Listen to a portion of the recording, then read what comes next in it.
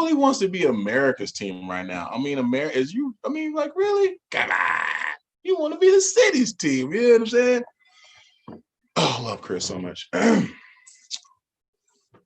So, yeah.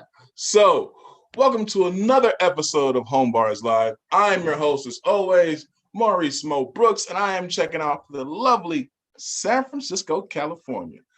Today, we're going to be taking you to visit a good friend of mine, Ed Hong, who is checking out from Chicago. Now, as to the last week of this month, this show we've been running on like our 5th month, rolling into our 6th, and it has been absolutely amazing to be able to have so many people welcome us into their homes and show us kind of how they live. And I would not want to end this month any other way than with a good friend of mine. Unfortunately, Kyle, who was our other guest for the day, won't be joining us. He will be joining us at a later date. We love you, Broham. But without further ado, we're going to get this show started. So, Ed, what's up, my dude? How you doing? Hey, y'all. How you feeling? Good, man. Looking at your face, so it's a win, you know? Good thing. It's lovely to see you, as always, my man. Well, I figured last time we saw each other, we was rocking. So, I had to make sure that, I put on our uniform, so to speak. Absolutely. Yeah, and here we are free of trash, and there's no milk in sight, right? So. There's milk somewhere in his house, and I'm pretty sure Dan is roaming around somewhere. So there is some trash does exist. I love it. So as you know, the show is Home Bars Live. So Without further ado, you want to give us a little tour of the setup, Daddy? So basically all of my alcohol is just hidden. So I don't really showcase a lot. There are things that I can't fit. This is one of them. This is just a mag of champagne that fits nowhere, that I can't store anywhere. But I will say, like, I don't hold on to a lot of booze at home. I give it away. I trade it for random things, like it could be a haircut, it could be if I get towed or a flat tire. I was in Kentucky once. I got a flat tire. I asked the tow truck driver, like, what he likes to drink. And he's like, I love vodka. And I go, cool, what about cognac? And, I had a bottle on me, and it covered the fee, it covered the ride. It was very handy. So I use it more as collateral bartering or collateral damage. One thing I do always keep around is a bottle of Suze. And that's the other thing I pulled. This is just a bottle of just vintage, not vintage, but it's older. It's the black and white label. But yeah, I mean, if I start collecting more, it's gonna have to be agaves. It's agaves, because otherwise I'm just drinking wine at home mostly, So yeah, it's all hidden. It's all stashed away, or it's in a case in my car if I run into some issues on the road. So I think you probably have the first home hidden bar that also is a merchant trade bartering bar as well too. So that's definitely the first. I don't know if I can say that publicly, but yeah, I think that's mostly what I use it for. Oh no, I wasn't. I was just. It was the bird flew by the window and said something, but we're gonna take that off the record. We're gonna take that off the record. Appreciate it. So in all of your travels and all of your experiences, I know you've been in the industry for quite a while. How long have you actually been in the game? Just under 9 years. Yeah, I'm at about 8.5 right now. Yeah. So where'd you get your start? I started at a restaurant. I started in Madison, Wisconsin, and I was working as an adjunct professor at a small university, teaching trumpet. And as some people know, like university funding, arts funding went down a lot in the early 2000s, mid 2000s. And so I looked for a side gig, a side hustle. And I had previously worked in coffee when I was in college. And so I wanted to, A, not work early in the morning, and B, make a little more money. And so I approached a good friend of mine who ran a restaurant program and asked if I could get into the program somehow. And so they started me out on their ice program. So instead of bar backing, I did a little bar backing as well, but I was mostly breaking down ice, just like big blocks of ice. And that's how I got my start. And then slowly kind of did a little studying and mostly just, hung out by the bar and worked with the bar staff there. And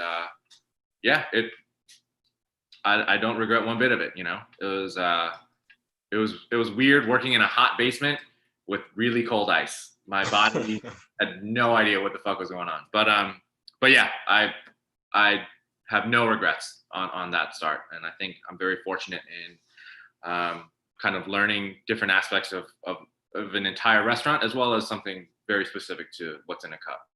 Word. So, small note for the people that have not been with Ed in a hot climate with humidity. Ed is one of few humans that I've encountered that does not sweat. The quick story, we were actually in Kentucky together at Camp Run Amok, and we were working on A-Team. And for those of you that don't know about Run Amok and A-Team, Run Amok is an amazing experience for all industry professionals. And within that A-Team, you have a group of people that decide that they basically want to be garbage people for an entire week and clean up after roughly 200 other professionals and what have you. So it was hot, brutal, sticky, muggy. One day it had rain. One day it was just insane heat. And I look over and I am pouring sweat. Everyone is sweating except for even Dan, I think might have been sweating that day. There's like a couple of drops. And I look over at Ed, and Ed is dry as I can't explain it. And I'm envious of it because as a man that was drowning in his own sweat, I could not figure out how he was not even like, there was not even a bead. So basically what I'm saying is that if you ever want to be in someone that can adapt to any climate, any kind of temperature, and I think the guy might be a mutant, holler at Ed. So I wanted to touch on like before you got into the game and you were a teacher and you were teaching trumpet. So let's talk about that. Like, did you think you were going to go and be like a music professor beforehand? Was that like one of your first loves? Yeah, I mean, that was essentially my first career. I went to, I got my undergrad at Madison, and then I freelanced for a while, was on the audition circuit, and then got a master's degree at the University of Iowa. And then moved to Minneapolis to play in a band, and I was just taking auditions the entire time. And it's easy for me to say this now, because hindsight's 2020. But like, it's a lot of industries are suffering right now, and especially the arts, not only because of the pandemic, but just because of funding and otherwise. I'm very fortunate that I got out when I did. But at the same time, I think this natural kind of interest or admiration of hospitality kind of grew as I started working at this restaurant, and then eventually just bars, and then bar and restaurants as well. And so I think the transition was very smooth. I think there were some mornings where it was about a 45-minute commute to the university, and so closing down the bar, getting out at 3, and then having to teach a 7:45 a.m. Trumpet, like one-on-one trumpet lesson, and not smelling like gin was a challenge, and that only happened 0 times. but other than that, the transition was very smooth in the sense that as a teacher, as a performer, you're working with others, and you're kind of in the spotlight. And then as a bartender, as a hospitality professional, it's kind of the same thing. You're delivering a product, a service, and they have to like it. They're there to enjoy it. And so I think there are a lot of similarities and a lot of things from my previous career that have definitely helped me or made some things easier being a bartender. Yeah. Okay, so let's fast forward a little bit, and also too, I wanted to mention that Pamela Schroeder also said that you got mad chops. So I'm looking forward to getting seeing you get down on the trumpet one of these days, man. My guy. Good grief. So what I wanted to ask you is, so being in the industry as long as you have, and Yeah. being in some of the roles that you've been through, what are some of the ups and downs that you've seen, and also too, where would you like to see things shift to moving forward? It's interesting. I can only speak of, from my personal experience, both in the industry as well as being a teacher in kind of a university, kind of in academia, I guess. But a lot of what I see in our industry are just these like very small things that have similarities in I'm sure in other industries, whether it's people just not being able to show up on time, people not being able to hold to a schedule if they're trying to get a meeting with you or things like that. There are obviously much more serious problems in our industry in terms of just who's being hired for what's happening in the workplace after 2 a.m.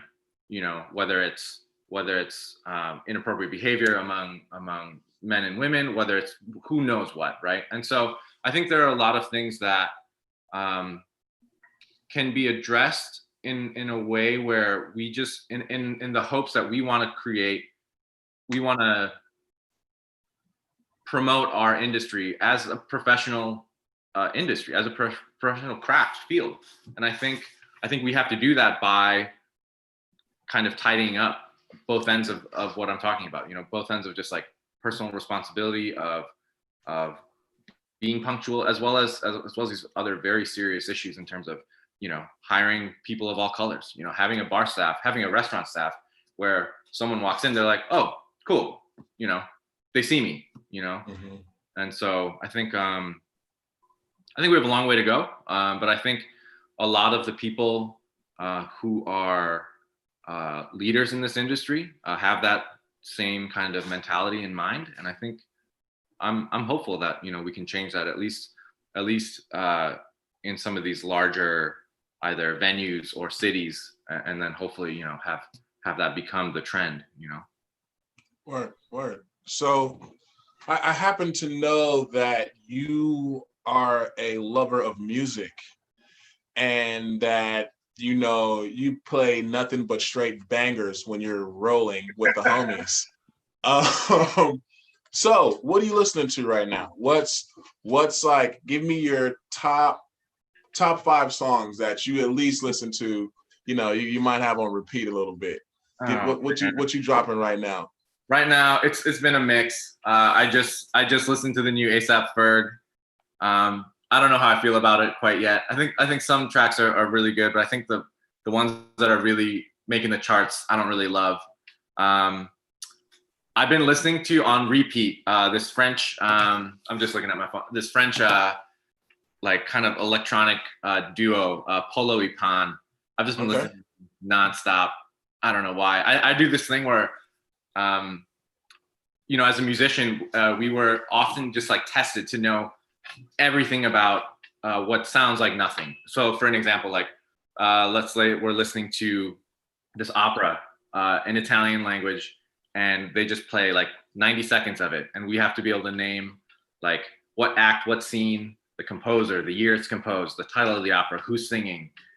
And I don't speak Italian, but we got to figure that out somehow. And so one thing I like to do now these days, because that was some sort of trauma, like that's some sort of mania that I'm leaving in the past. But what I like to do now is like listen to music in different languages that I do not understand, and just go with it, and just kind of appreciate whether it is the beat, whether it is a melody or harmony that I'm into, but just not care about the words. Yeah. Hell yeah. Yeah, my past has kind of tarnished me in that sense. And so, okay, what else we got? What else are you bumping right now? Man, I mean, WuTang is always on the playlist.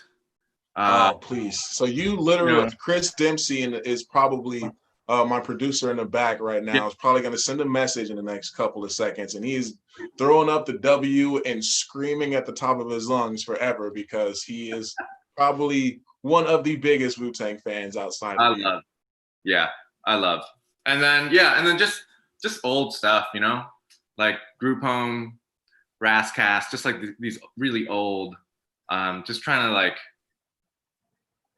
I don't know. I think it's from hearing the latest ASAP. I just like kind of want to get back to the roots, the early 90s or late 80s. Yeah. Word. So Yeah. I often find myself, when I listen to music, I'll just go through like time warps, to where like I'll just listen to, a bunch of 90s or like 80s or 70s or, and so on. Do you do that? Or is it like, cause I'll have days like the other day, it was Sunday. It was just Parliament all day, Yeah. and I felt like I should like paint my room purple and like eat acid and like, dress up and say, "Oh, baby, booga booga," So it's like, but it feels good, I think, because in this climate that we're in right now, having music and having that outlet is something that we can almost kind of immerse ourselves in and take a step back has been very valuable. Sure, absolutely. I think what you're saying about music. This happened to me last week. It was crazy. My girlfriend and I were looking for. We had to go to a wedding and we had to get my suit and her dress altered. And we're like, man, we got like 2 days. This is gonna be like such a last minute job. Hopefully someone says yes. And so we look. She lives like 40 minutes north of Chicago. We look in her neighborhood and we find a tailor. His name is Maurice, and and so I'm like, okay, cool. So we go in, and I'm just like, my first thought is, hopefully they can do a good job, right? Whenever you go in for a new service, that's your.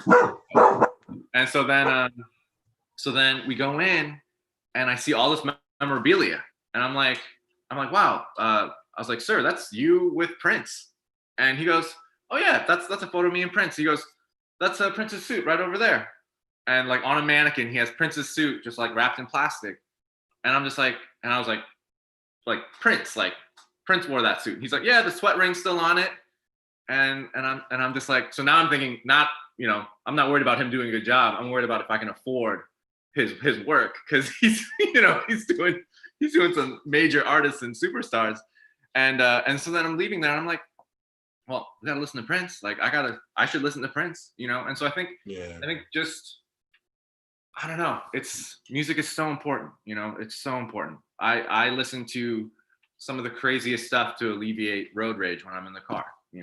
Right. I'll listen to like Gregorian antiphonal choirs of, think like boys choirs or things like that, in like with all the reverb in a huge church, just to like get over road rage, And so like, right. It's both like therapy, it's both entertainment, it's everything. It's all enveloping, which is a beautiful thing. Yeah. I can remember you used to work at a stereo, if I'm not mistaken, in Chicago. Or what was the bar with all the floors and the different levels? That's Celeste. Oh, Celeste. Sorry. Yeah. You were at Celeste. Yeah. And, I remember walking in and, it was kind of like that experience there because you had multiple levels and it was like a different experience, and I remember walking in and I looked at you and you're like, oh, you're going to have fun. And I was like, what do you mean? He's like, just go upstairs, So it's literally one of those things that music can transform you and where you are and take you from where you were at that given place and just put a smile on your face. Like there's times to where the baby will come on and like literally like I honestly didn't know who the guy wasn't paying any attention to any of his music until we, the moment that we all shared at in the truck. So now, that'll come on, I'll just start getting hyped out of nowhere and I'll just start smiling and might not even like the song. Right. But it's just that idea of going back to that time. Yeah. So to touch on a few other things now, what are your top 3 favorite superheroes of all time? I need 3. Oh man. And I know don't act like you don't know. I don't know if I know. I mean, you know. Okay. Is Harry Potter a superhero? Well, if you consider him one, yes. Oh shit.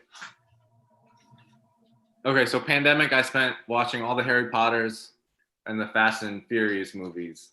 I don't. Okay, Superman, Batman, Harry Potter.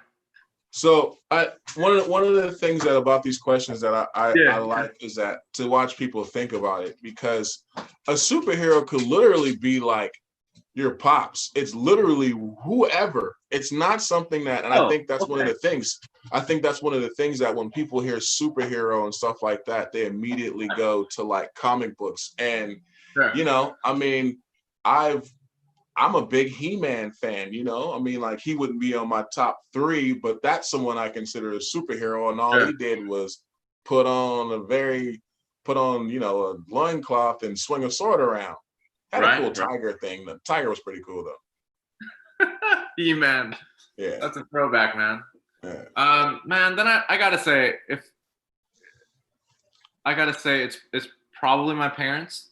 1, 2, probably my mom 1, my father 2, in that order. They're, you know, first generation immigrants. They've done it all, you know, and they've provided me what this is, you know, and I'm thrilled and so grateful. But you know, they had an arranged marriage, and that's a whole other thing. And my dad had the whole immigrant story of like being in a boat with, you know, like livestock. So there's that whole part of it. So it's like it's emotional, and it's beautiful at the same time. And so a lot of what I have and who I am, as a lot of us, right, are because of parents both doing it well and doing it the best they can, you know. So yeah, I just got to see them the other day, and it was really great. And man, third superhero. I think I need some time. I mean, I know I have this friend named Mo Brooks. What? Who that dude is, man? He's got the physique of a superhero. I will say that. Oh, dog. You know, I don't even know. I don't know what you're talking about. I don't know what's going on, player. I don't even know what you're saying. Yeah, it's you and my parents, man. I love that. Well, I guess I'm in real good company now. I know, right? I guess all right. Well, I'm gonna just bump mines out the way. I'm gonna just put you at the top of the list, bro. I'm gonna make that real easy. They gotta follow your standards. So to touch on that, like in your upbringing, do you feel that a lot? Because you know, I know you as a pretty strong, mentally tough kind of individual that, you know, you don't get rattled often. You're someone that is fairly meticulous in what you do. You kind of have things planned out. You're looking at things from every angle and then some, you know. It's like if I'm on a battlefield, you know what I'm saying, I want you looking over my plans to make sure that, you know, we've done this right. So do you think that you've gotten a lot of that from watching your parents, and is some of that too you also growing into your own person? Because of course we're a mix of our parents, but I think there's also that balance of you have to have an equation, you know what I'm saying? Like you got this equals this equals this equals this, you know. So what is that? Do you think you're part of that variable, like that algebra equation that to throw in like that mix? Yeah, I mean, I think so. I think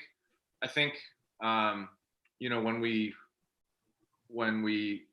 either if it's in retrospect or even if it's in an ideal or something that's optimal, I think we always want to think that we're planning for everything or we're ready for everything. I think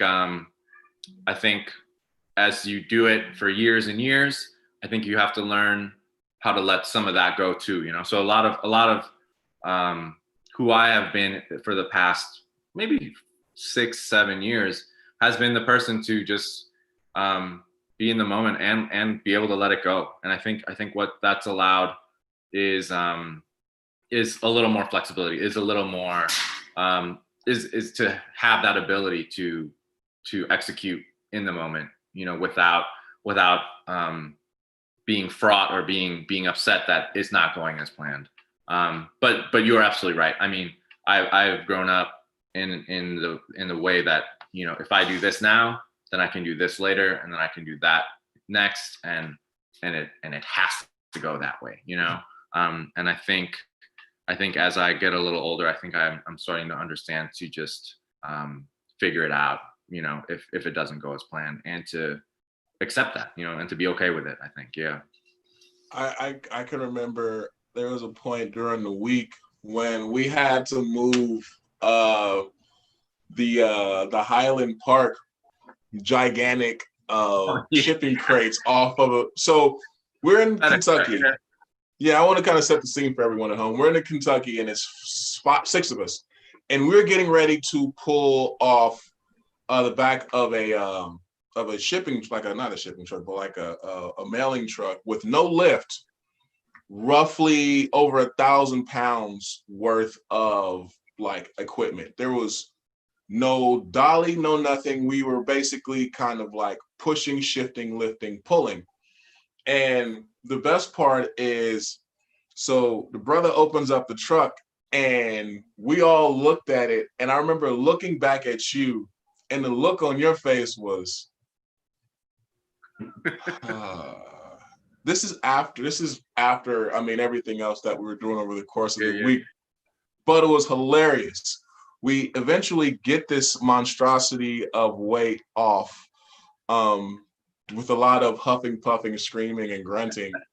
And then I think later on that night, we were at campfire, and everyone's kind of wilding out a little bit. And I saw this calm come over your face. You had feet up on the gator, and we're just kind of chilling.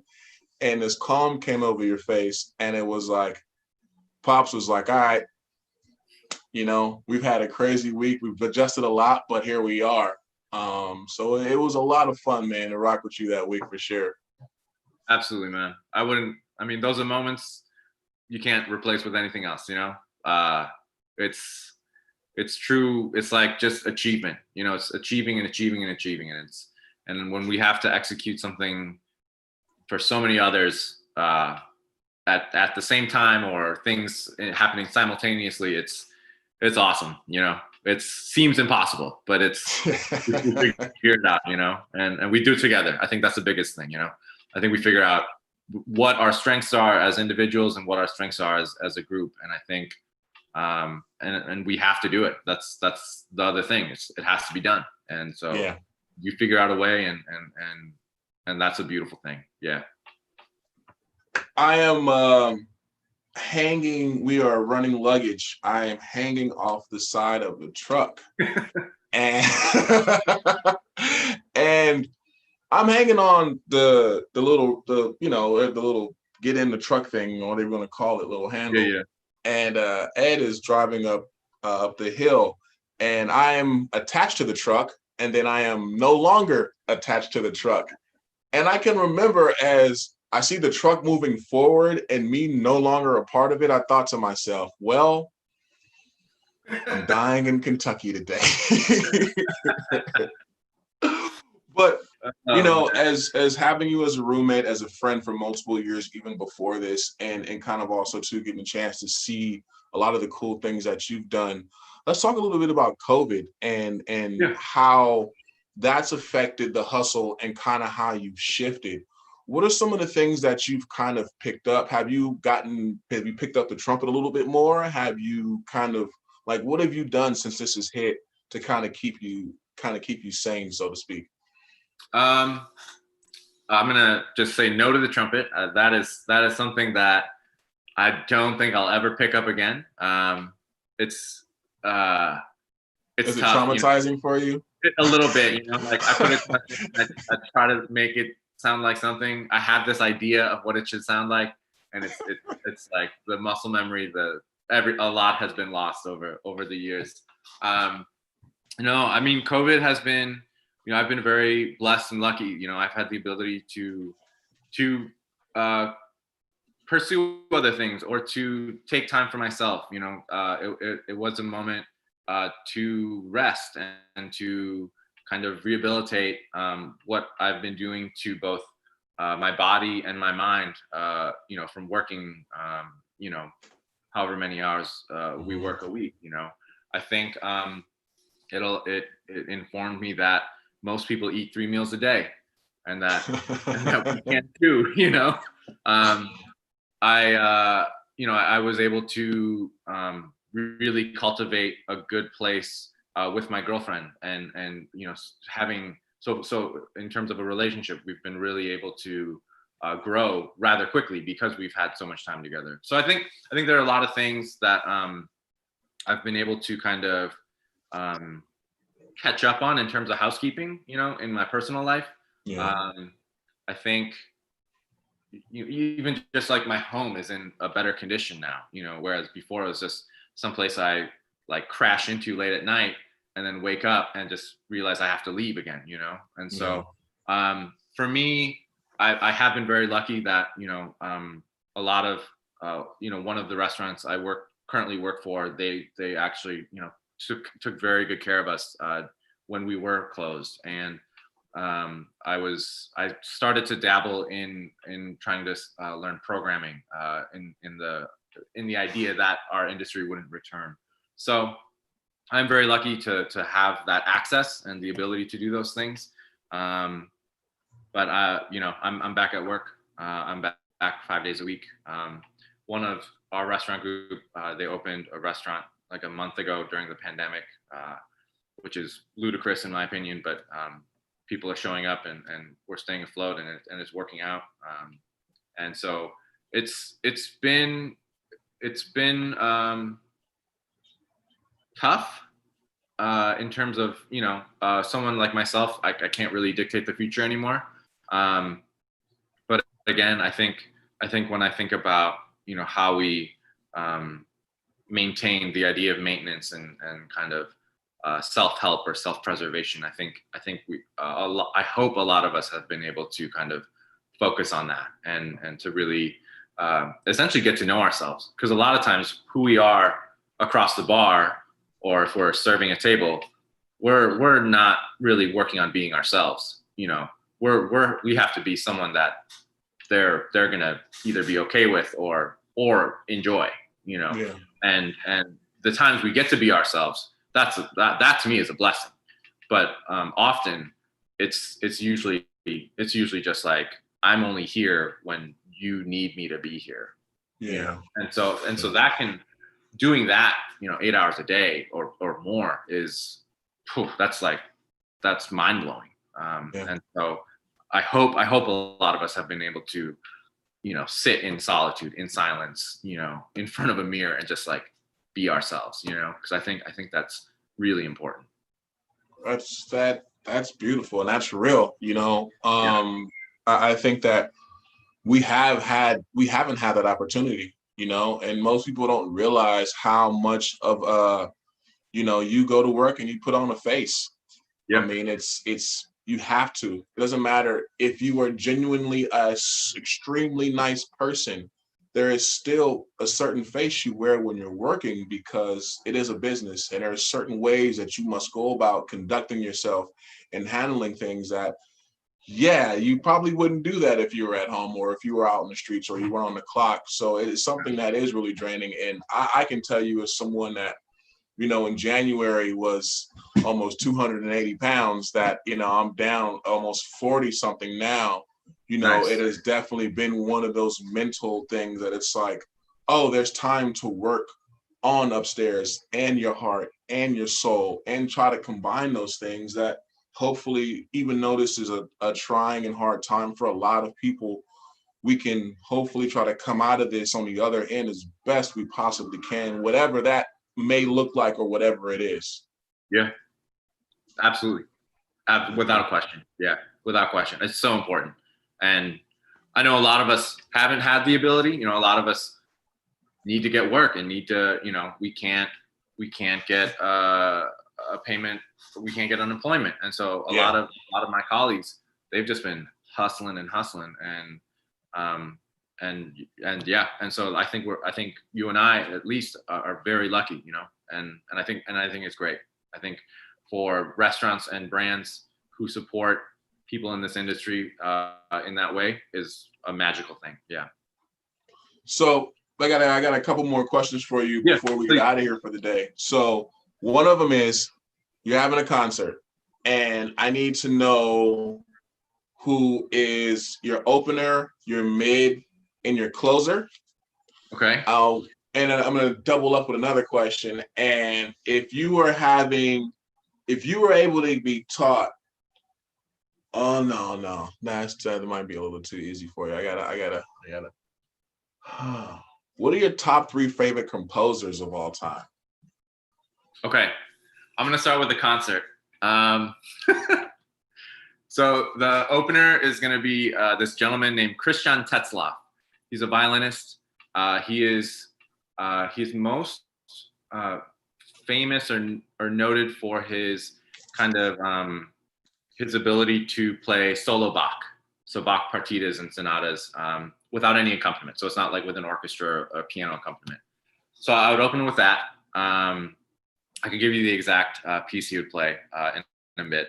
The mid, man. So I think the mid.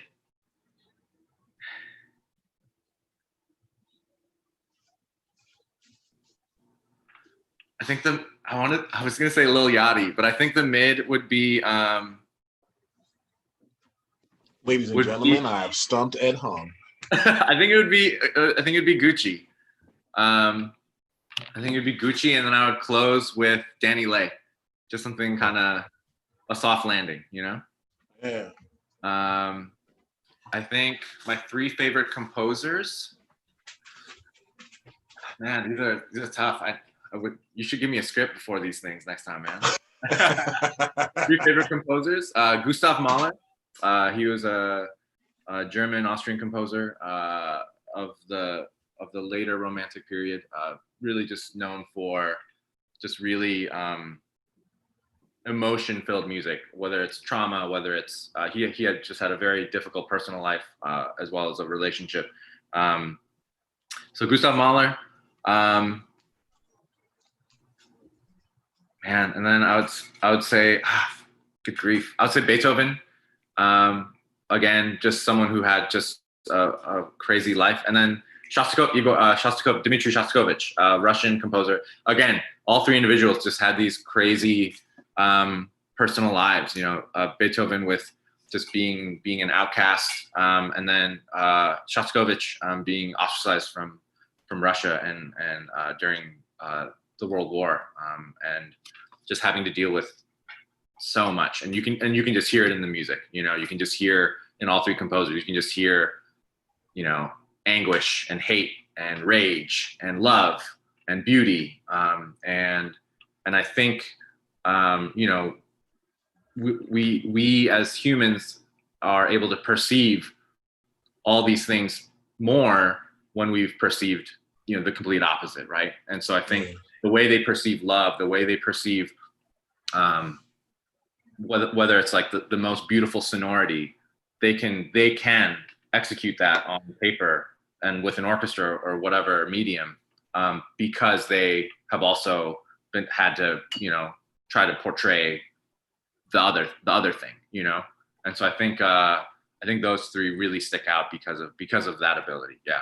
And there are countless others that I could add to that list that can do that as well. So. Word. Well, yeah. I mean, I have one more question for you on the way out. Please. When are we going to hang out again, my dude? Like, I don't know. So I haven't traveled once, you know, since March. How about January? I like that. January seems. I like that. Yeah. And speaking of that, Ed, speaking of January, what you should do is, so Tequila Ocho actually has a global competition going on right now, and it's called Take Me to Mexico. And what it is that you make an Ocho cocktail, submit a video, submit it to our website. I'll send you the information. And you have a good chance of winning, going to Mexico with me, hopefully. Really? And we'll get a chance to hang out at a palenque, my guy, and chill under some sun, hopefully in a better climate. And if not that, then sometime sooner than later. But seriously, Daddy, and everyone that's listening at home, apply. But Ed, man, I can't thank you enough. This has been, you know, and unfortunately Kyle couldn't join us, but this has been a great way to end this 5th month, man. Like I've been super blessed with this show. to be able to go into so many homes of so many amazing people and see how they live, how they're doing, and check in with them. And to be able to end this month with you, my guy, I can't thank you enough, man. And it's also a testament to of friendships that last through time, regardless of things that may happen. And brother, thank you, man. So you got anything you want to say to the people on your way out? Be safe. Come visit Chicago. But yeah, really stay healthy. Take care of yourself and take care of your people. Yeah. Yeah. So, as you guys have heard, that is my man Ed Hung checking in from Chicago. This has been the end of the 5th month of Home Bars Live. I'm your host, Maurice Brooks, checking in as always from San Francisco, California, until I could get on a plane and check in somewhere else. So, as always, your favorite show on a Tuesday. So next time, this place, same channel, all that. Next week, we'll be right here. 2 more guests, bringing it right back to you. Home Bars Live, baby. We on the way out. See you later.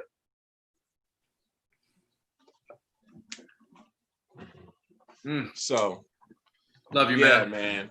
Yeah, man. It's just been crazy, bro. Like, I mean, I never thought that, like, you know, you remember when I started this whole brand shit, man. Yeah. Like, who would have thunk, you know? And now rolling into almost coming up on my 2nd year with the company, and you know, now I'm